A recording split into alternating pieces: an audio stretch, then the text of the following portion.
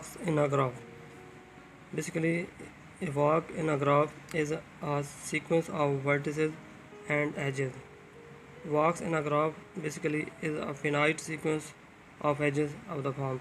Mean جو walks in a graph ہے وہ کیا ہے؟ ایک سیکوینس ہے اور ورٹسز اور ایجز کی.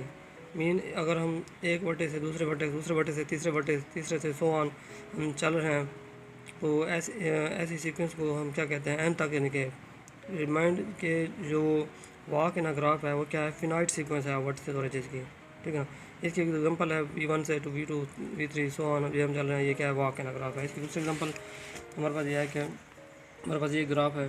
جیسے ہم V سے W سے X W سے X Y سے Z سو آن ہم چل رہے ہیں تو یہ بھی کیا ہے؟ ہمارے پاس واک ان گراف کہلاتا ہے.